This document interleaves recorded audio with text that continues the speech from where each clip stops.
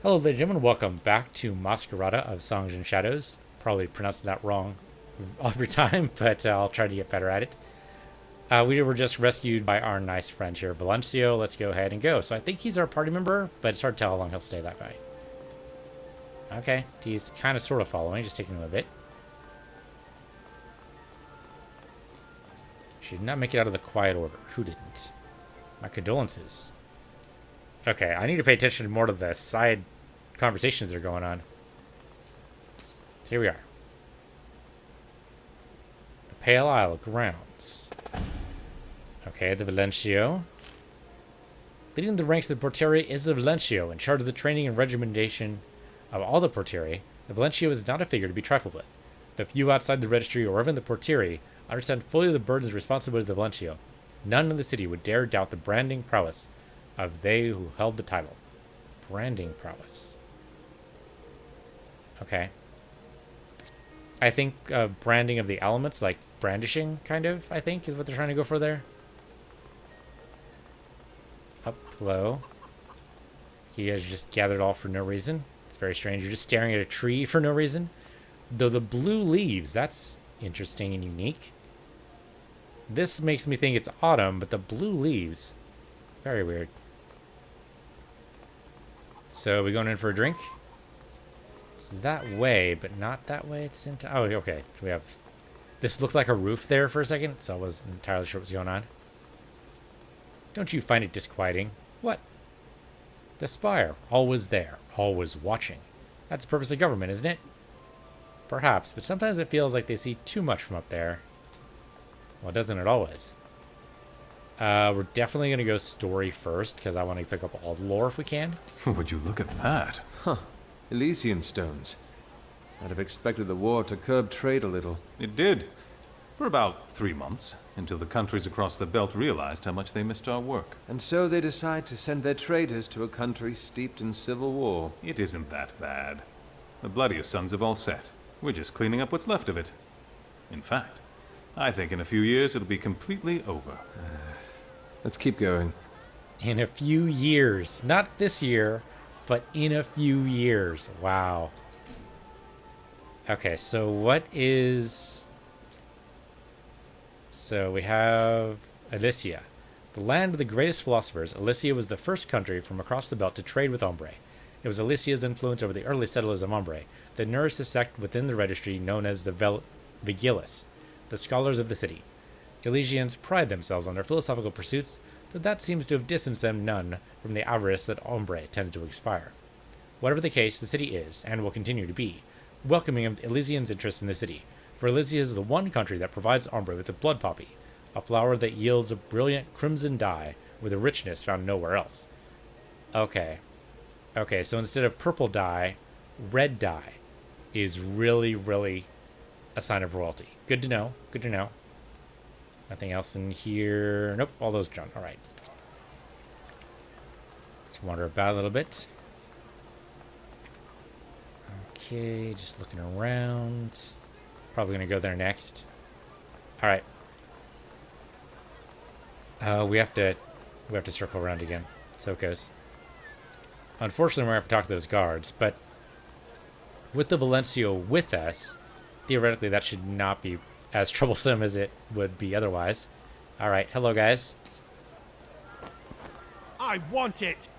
We don't care. You're at least a week away from another rotation.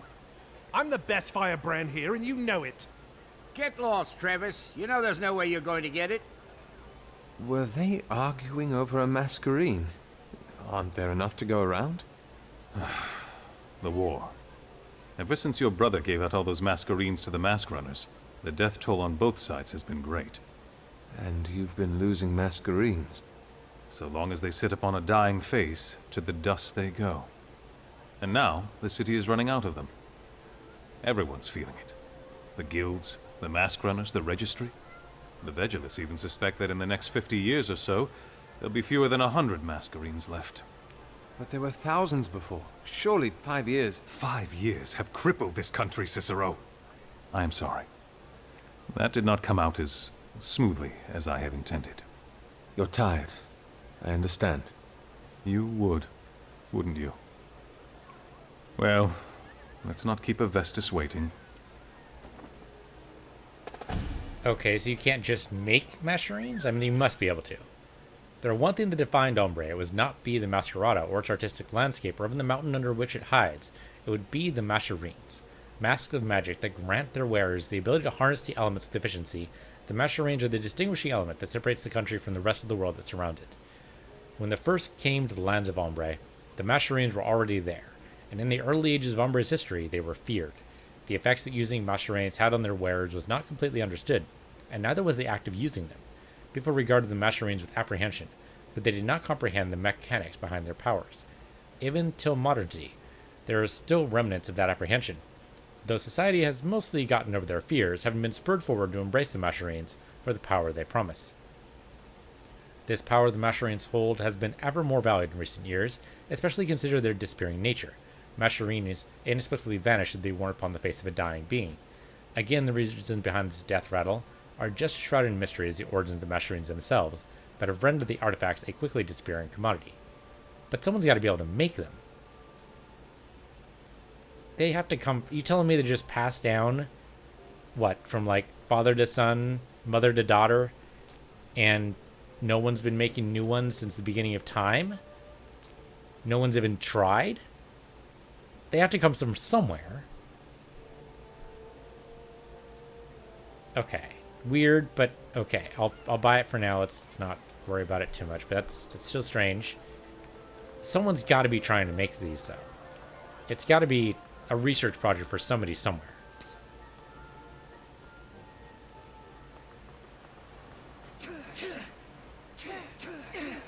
Okay, people training. Oh, stuff over here. Hello. What are they up to? You don't recognize it. That's Gavar's Caprice. I'm surprised it took you so long to spot it. No idea what Gavar's Caprice is, and there's no lore entry for it. But okay. I'm guessing it's just a fighting technique. Hello, guys. Alright, I guess we just continue on our way.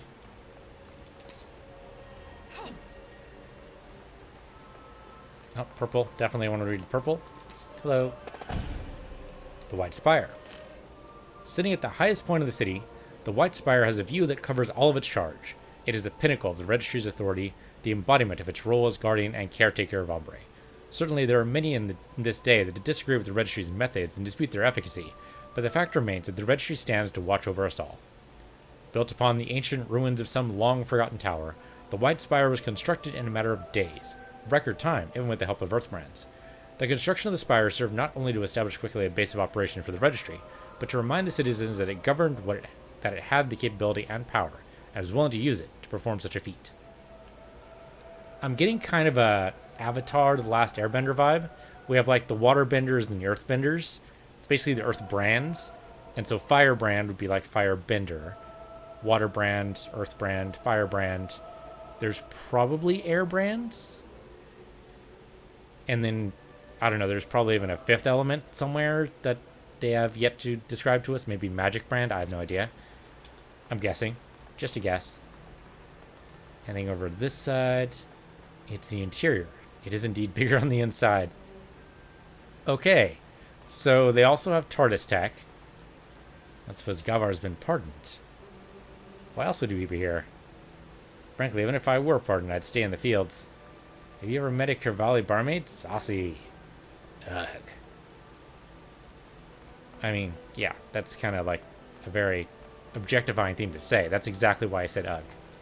Hello, random person. You're just doing your sets? That's apparently exactly what he's doing. He's doing his sets. He's just running around. Oh, under the careful watch of the Portieri here. Okay. Well, you know, you gotta do your sets. Gotta run. Okay, weren't we supposed to talk to, like, a Vestis, something like that? We're in the concourse. Alright, here we're in the registry. Once we'd been called heretics. We were cast out from our lands. Deraciated? I'd never even seen that word before. Deracinated? Deracinated, I guess. Labeled traitors and blasphemers. We were the other, the alien, the outcast. Yet we were but individuals. We were of many, but were of no banner. We had myriad voices, but no clarion to lead us. We were scattered and we walked blinded by a foul light. But now we have begun to weave the tapestry that will bind us, begun to cultivate the soils that are to serve as the base of our civilization. A new civilization that will rip the yokes of our heritage off our backs and bury them underfoot. We are a new people of a new nation now, and we will relish its freedom with guiltless ecstasy. We are our own leaders. Our laws will be fashioned under the hammers of our wills and not by divine words. Our mores will be shaped by sophists and sages and not by priests and prophets. We are united now. We are a people. An excerpt from the speech delivered by the very first Varone, Ormus Phagrius, at the founding of the registry during the 10th Missouri of the first canticle. A vast majority of Ombre takes the registry, the country's government, for granted. And I'm not saying this simply because I am, or at least was, a member of it. The registry's duties in the city aren't all-encompassing. Many of the city's cogs are kept turning by the Simora, which has led to the proliferation of the opinion that they are responsible for little. This, however, is inaccurate. The modern Ombrian simply does not see the waves that the registry makes, or the forces that it reckons with. A main responsibility of the registry is handling international affairs. To anyone on the streets of Ombre, that concept might ring foreign. It is easy to forget, living in the city, that there exists an entire world out there, with other peoples and other nations and other societies. We are too concerned with surviving to think of the worlds across the Midnight Belt, or beyond the echoing plains. Unfortunately, the reverse cannot be said. Ombre, with its military power and flourishing cultural and economic landscapes, is a land upon which many other countries gaze. These gazes are often awesome in nature, but it is easy for admiration to turn into lust. The registry has concocted a great many ways to handle the international relations that began to sour, the list of which is too long to go into detail, and these measures have allowed the tiny country to survive. So it's purely not quite an embassy because it's on your own soil, but definitely consider the National Mall in Washington, D.C., purely constructed to impress. Basically, the idea is that you invite foreign dignitaries in, and they get impressed by your layout. The same is true for the London Palace grounds, purely to impress visitors. Almost any palace grounds, you go to any country, and they have the same kind of setup. So it's that kind of thing. So that's what the registry is and what the Spire is all about. Okay. So, any idea why the old man wants to see me? Not a Good very question. solid one. One of the Regenti has gone missing. And these walls should not be privy to this conversation. So not now. Not now. Okay. We'll have this in a quieter forum then. In the past we got the Bagandia. Nothing seems to have changed there. Even the Continati? Those in the Baganda seem to care little about the war. It's as though they themselves are part of a different world. Unsurprising. Oh, damn it. That went by too fast. There was too much text there. Gonna need to pause the video and look back at that in case it was important. You never know, man. Hello? Alright, they're just trying to impress me here. We've seen this before. This is part of the tutorial. Just this time it's filled with, I want to say citizens. I guess these are nobles. Still count as noble as a citizen? Public's general reaction to Guevara's return seems to be one of confusion. Strange. I would have expected it to be anger. Exactly. I suppose 5 years is enough to call him of betrayed hearts. Okay, so it's been 5 years since the prologue to this beginning chapter. Interesting. Good to know. Go topside. At least there's none of that silly, you must gather your party before venturing forth kind of nonsense. Appreciate getting rid of this. Okay, so this, in our world, would be purple. Because they're just showing off the crimson. We learned that from the lore. So this is supposed to be the rich crimson dye that they have basically just put out for you to walk on. Okay. Notice that there's very few red. I mean, a couple of the guards are wearing red. I guess he's wearing a little bit of red. No red on this guy, though. But yeah, there's red in just a couple of key places. Hello? Here we are. Tell me he's changed. At least a little. Have fun finding out. Well, at least the cards let you pass. That's something. Verone's office. Okay, this is like the leader of the city, from what I understand. Hello, my lord. Do I need to bow? In all the 20 years that I have spent perched upon the spire, not once have I seen my city so broken. Tristan was telling me the war's almost over. Over? When does a war end? When the trumpets of peace sound? When the mask runners are dead in the gutter? No. It ends when it ceases to echo through every street, or shadow every face. It is over when the halls that it has emptied fill once again.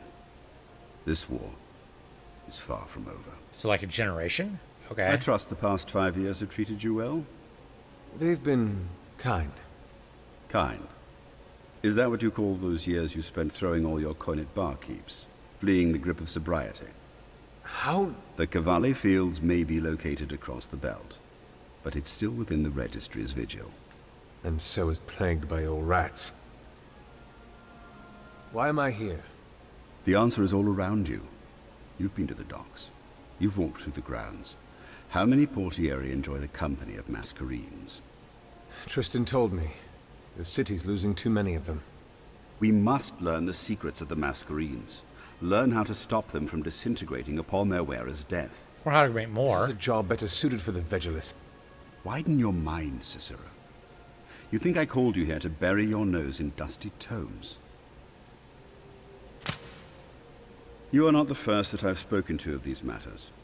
A regente of mine was tasked 3 months ago to explore the annals we have on Masquerines. You are here to find him. How long's he been missing? He missed sending in his last report due 20 days ago. And you've sent no one else? Ophina and Corvus were sent to investigate. What did they find? That their songs were shorter than they expected. Both of them. Ophina was found hanging in her room, hands tied, wrists slit. Corvus's body was not so fortunate. Whoever it was had resources, wit, knowledge, finesse. It's a pity the two before you managed to find nothing apart from their own deaths. Okay. So you called me back to feed me to the dogs. That's what it looks like. No, I called you back to find my regente. If the canines come at you while you're at it, well, You're a fool if you think I'll do this. I'll think much more than that if you turn away. Especially if you read the case notes. You might find the name of my regente interesting. Razatov. You two were acquainted, were you not? Anything else? Only that you are to breathe no word whatsoever to anyone else regarding this case. Everything else you need is in those notes. Arm yourself in the Hall of Bearings. Then see what you can find. His office in the East Wing is probably a good place to start. That is all. Okay then. Here's a suicide mission. Have fun. There are few as calculative as Evastus Alarme. Certainly, I do not look to him to learn anything regarding matters of ethics or of the heart, but when it comes to being efficient and objective, I consider him a master.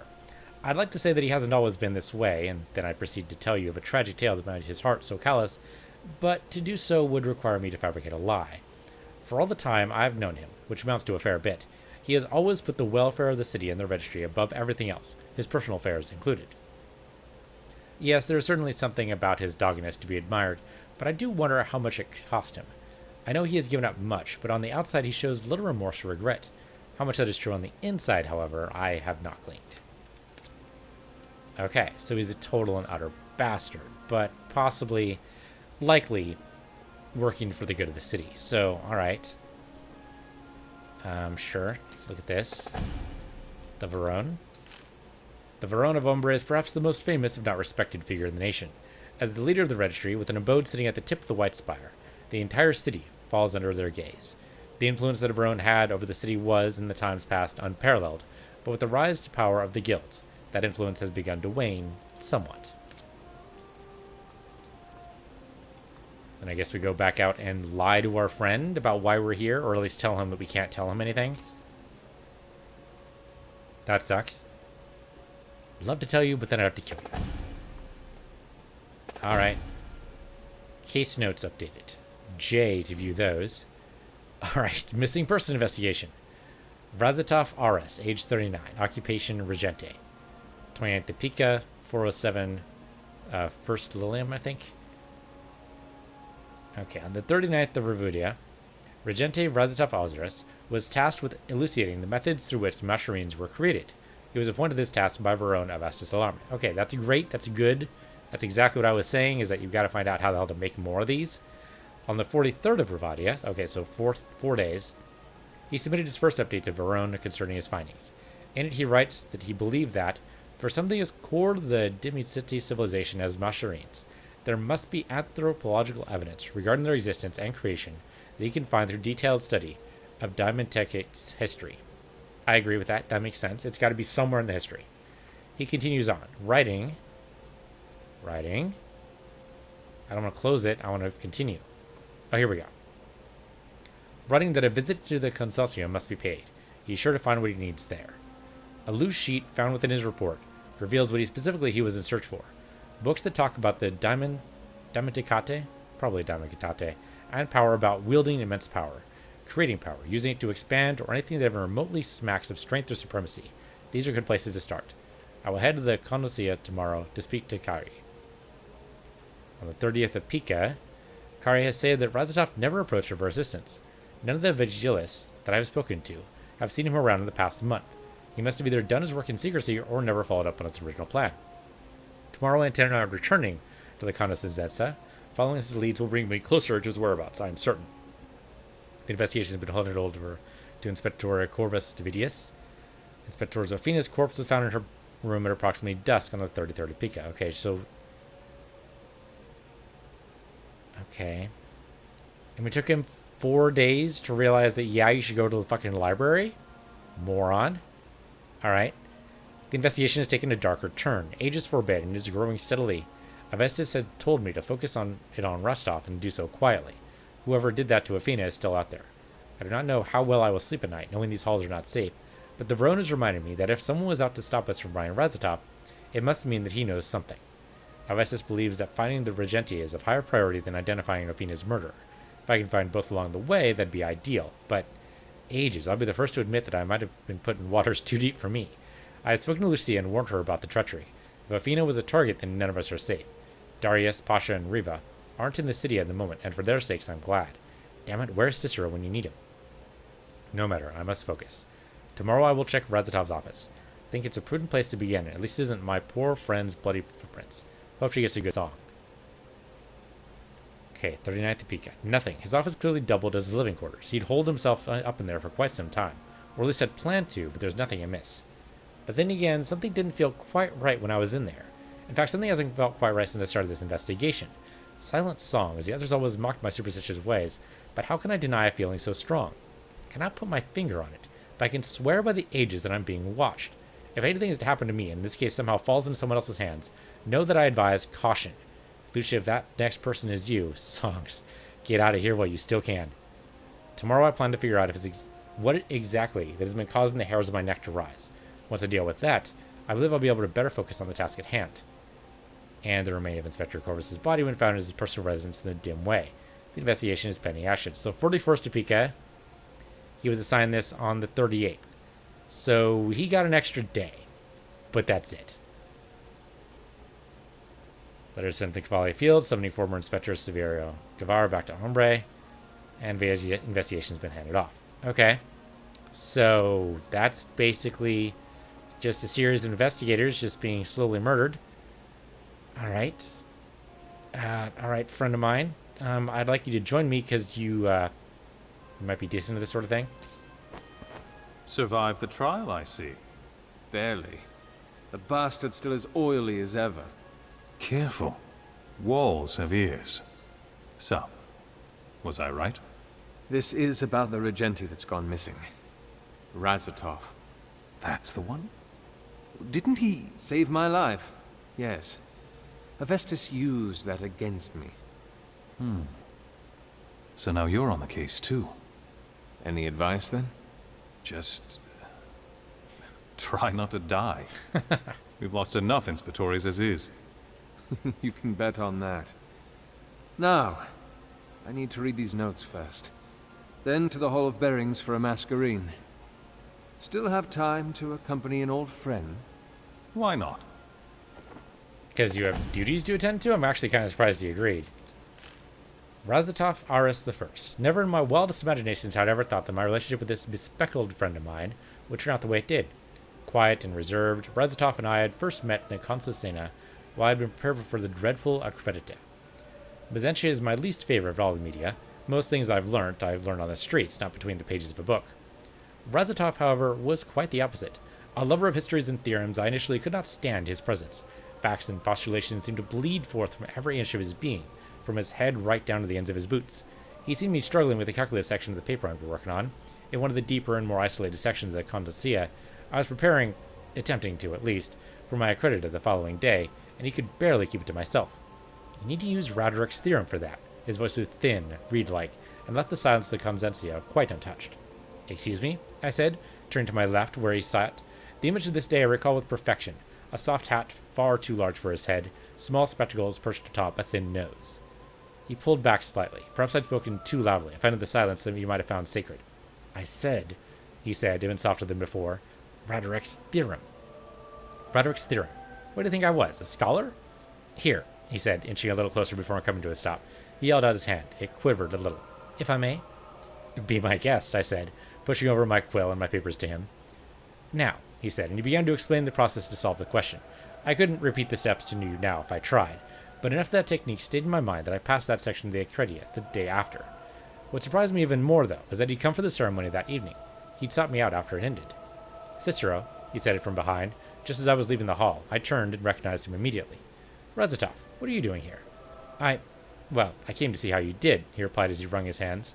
I found that curious. Why would he care? I did fine. I passed, I replied, still somewhat wary. What did he want from me? Oh, he said as he breathed out, clearly relieved. Excellent news. Just excellent. Why? I asked, frowning. Why excellent? Why not? I was hoping you'd do well, you see. I know it might sound selfish, but I was hoping that I'd been a good enough tutor last night, and here you are, passing. I was so worried about you when you told me your accredited was today. With your calculus at that standard, ages did you need help. All right, and now you've done fantastic. I knew you'd do it. I just did. And that was the moment that I began to believe that beneath that blustering exterior, behind all those books and theories and ideas, lay a heart among the most sincere I would come to know. And that belief has been proven true time and time again. And now he's missing. Now, for perhaps the first time in my life, I'm in a position to help him, and not the other way around. Well, you know, different skill sets. Kind of makes sense. Alright, so I guess we're going all the way back. Back down, and maybe even through some doors. Well, looks like we're getting a mask. That's what it sounds like. Do you think we get to choose? Or just going to hand out one to us? My brother is missing. At least let me speak to the Valencio. Your color isn't welcome here. You don't like blue? A member of the Blue Guild. Here. A curious sight indeed. You can take care of yourself? I'm not a child, Tristan. Really? Get out. Okay. I mean, what's with the blue, though? Simora and Guild Politics. The 6 guilds of Ombre are collectively known as the Simora, and they comprise the Sorel de Mar, the Lucia Infinita, the Libera Solis, and the Altus Nobilis, the Daci Sovare, and the Cassiatore. Though these are certainly by no means the only guilds the city has ever known, they are the only ones that have withstood the whittling test of time, and together with the registry, make up all of the Masquerada of the city. Despite their commonality in possessing Mascherines, however, the Simora are rife with disagreement, and the politics that course between them are far too convoluted to spell out simply. Suffice to say, it is nearly impossible to bring all the Simora together in a single room without having them at each other's throats. So, typical politics. It's a little bit too much, too heavy. I kind of feel like it would have been nice to be able to kind of like absorb this gradually, and they instead give us these info dumps, which are at least written in a friendly kind of conversational tone, but I would appreciate if like we learn this stuff gradually. I don't know how you would... It's difficult to do world building properly and do it without info dumps, though. You need info dumps in at least the first like 4 hours of a game like this, unfortunately, in order so that you can understand exactly what's going on. And that's why I'm taking the time to read all these things, is because it's going to be important. And I don't know what exactly is going to be important, but all of it kind of is. So that's why. But I feel like there's maybe a little bit too much info dump, but I don't know how you get around to do there. Okay, here we are inside the Hall of Bearings. Okay, well, we were saying before there should be someone behind the desk, and sure enough, now there is. The Hall of Bearings. After the registry began recognizing guilds of Ombre and established the rules of their relationship, its collection of the Masquerines, I've been saying Masquerines, but it's mask. Masquerines grew steadily. For a long time, these Masquerines that had been paid to the registry as tributes for their guilds had been stored in various caches, all over the city. When the Pale Isle was claimed, the White Spire built. These Masquerines were transported to a hall that the registry had constructed specifically for the storage of these Masquerines, the Hall of Bearings. Totally not ball bearings, that's the thing entirely. Hello. Inspectore. At ease. I was not told to expect you, sir. I don't suppose you were. But here I am, and I need a Masquerine. Right this way, sir. I do apologize in advance. Our selection of Masquerines has diminished since the war began. It's all right. I'm not picky.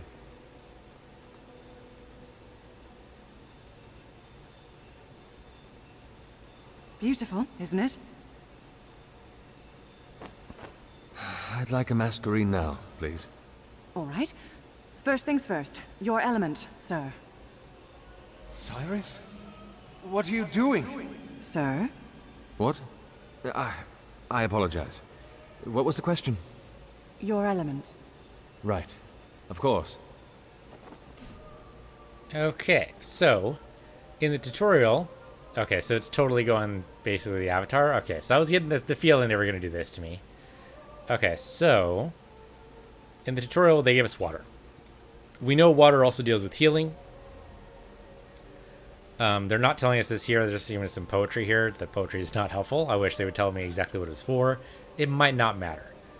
But okay, so we have basically firebenders, earthbenders, airbenders, waterbenders. Water does healing. Not exactly sure what air does. Earth does... I mean, Earth was able to do building, probably more of a defensive thing. My guess is fire, more of offensive, probably more damage. I always appreciate more damage. Now, not necessarily, we don't necessarily have to stick with this, I bet. I'm betting we can probably move any time, but if not, if that's actually wrong, then I don't know. Do we want to go defensive? Do we want to go kind of offensive / healing? I kind of like being the healer of a party sometimes. Air is kind of an unknown thing, right? If fire is offensive and earth is defensive, air is neutral. I'm trying to put it into like aspects of, I mean, the only comparison I can make is Avatar. I'm sorry. And if I'm going off of Avatar, I'd want, I think, either water or air. Firebenders and earthbenders are powerful for sure. But I think, I mean, Fire Kingdom and the Earth Kingdom, I mean, they were actually able to make kingdoms out of it. Water, not so much a kingdom. I mean, they're basically relegated to the poles.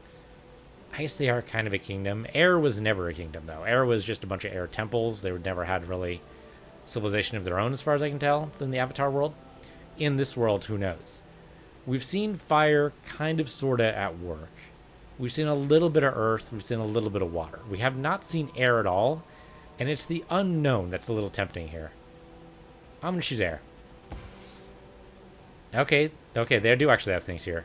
Airbrand in the midst of battle is unpredictable. Those who dance on gales and bend the breeze are constantly in motion and are armed with abilities that cripple and displace those that attempt to obstruct their currents. Okay, see, I'm liking this already. With versatile abilities suited for any scenario. Whoa, that just tripped over my tongue immensely there. Let's try that again. With versatile abilities suited for any scenario, the strength of waterbrands lies in their fluid adaptability and the potential to shift the tides of battle in myriad ways. One moment, a waterbrand could be bolstering their allies, and the next, summoning spikes of ice to impale their foes. Okay, very much what I expected. Firebrands of Ombre tread the fine line between blazing brightly and burning out. Their unmatched inclination towards destruction often leaves them the target of many a foe's offense, but the best firebrands have learned how to draw strength from the maelstrom of chaos around them. The ubiquity of stone and soil lends itself favorably to the Earthbrand's abilities by allowing them to mold the landscape upon which the many a conflict is set. Due to the creation of hazardous areas on the battlefield, Earthbounds have unrivaled manipulation to the flow of any battle. Okay, so this will probably make it so you can make choke points, which is tempting. But battles move so fast, I'm not sure how well that would actually work. If you could like box somebody in, I'm thinking like Diablo style. If you ever played Diablo 3, there's a couple of bad guys who can make like a little fence around you, stopping you from getting away. That would be kind of cool. But we didn't see any evidence of that, so I'm not going to go with that. I'm going to go with air. I think that's where we're going to go. And possibly we can always change this later. So for now, though, we'll go with air. I'm an air brand. And the last time you used a masquerade? 5 years. Vamus tests? Distinctions. Accreditor? 60th percentile. Explains why I didn't turn out to be one of the Vegulus. All right, sir. It'll take me no more than a heartbeat. We need the Masquerade, Cicero. You're its custodian, and you're an imposter. Going around with that stupid cape of yours? Have you forgotten where your loyalty lies? Are you almost done, Valis? Just finished, sir. You don't know what you've started, brother. Change. That's what. Change for the Contadani, our people. Here it is, sir. Come with me. Come with me, Cicero. No. Sir? Thank you, Valis. So not a father, but a brother. That makes that a hell of a lot harder. 4 skill points awarded. Okay, we might not get to change. I might be stuck with air, but that's okay. Or maybe we get to choose. I don't know. So this up here... Maestro. Okay, I can choose... Okay, so I have... skill points. Wow, this is complicated as fuck. Okay, nope, I get it. Shining Blade is what we get to begin with. Lightning Blade strikes the target with Lightning Imbued Blade, doing 15 base damage and activating elemental tags. So we need something that creates elemental tags, which would be not Maestro. But that is a passive skill. That's actually pretty decent. 2% focus, health, and max charge regeneration boost. Also gains a 3% attack speed boost, movement speed boost, damage boost, skill cooldown, damage reduction. Okay, basically you want to just try to add in as much of the passive stuff as possible for later. That costs 2, though. We only have 4 remaining skill points. But it looks like all these require 2. So what's the point? Why not just give me 2 skill points and have them cost 1? I don't get it. Like, is there a reason why I can't... Oh, because these cost 1. Okay, I get you. So just start a new tree, it costs 2. Okay. Skill generates more threat than usual. I'm not wild about that particular idea. Caster swaps position with any mirror ally. Swapping will interrupt the target. Ooh, that's neat. I like swap. Conjures a force field that sucks in enemies within 6 meters for 1 second. Okay. Conjures a squirrel apparition that flies towards an enemy. That'll distract the fuck out of you. Apparition deals 10 base damage, will attack him 3 times, targeting the next nearest enemy as the previous. That's hilarious and fantastic. Teleports to the target location, leaving behind 3 tornadoes that seeks enemy targets for 5 seconds, deal 4 base damage per second. But again, generates more threat. Okay.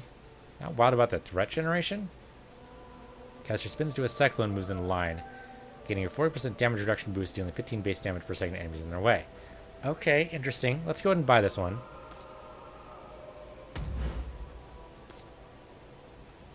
Unfortunately, there doesn't seem to be any elemental pull here.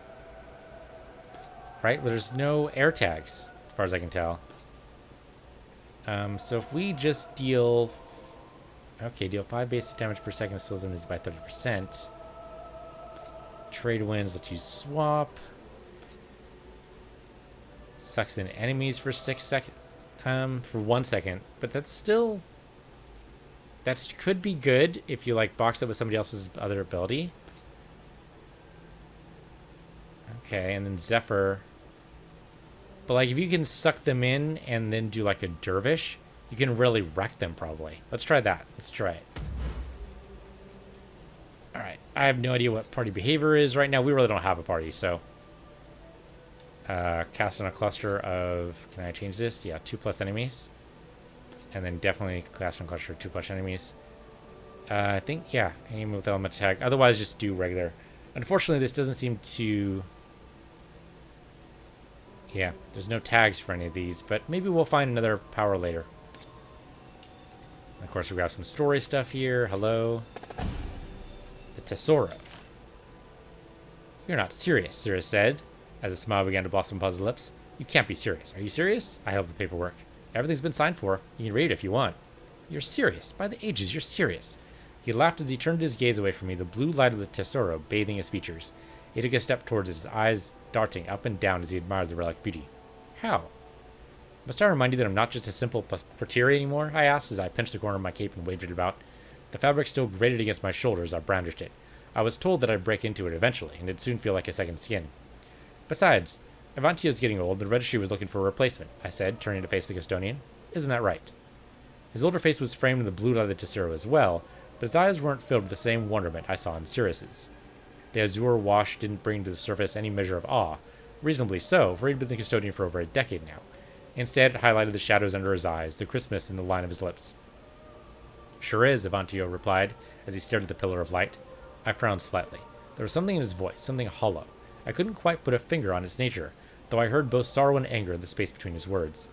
Anyway, there's one last thing that we need to do, your brother and I, he said as he walked over to Cirrus, the perplexing tension in his voice disappearing as quickly as it had come. He held out a little contraption, a bloomer. You know how this works? He asked Cirrus. Well, I will soon, won't I? He replied. I suppose so, the old man said, sighing.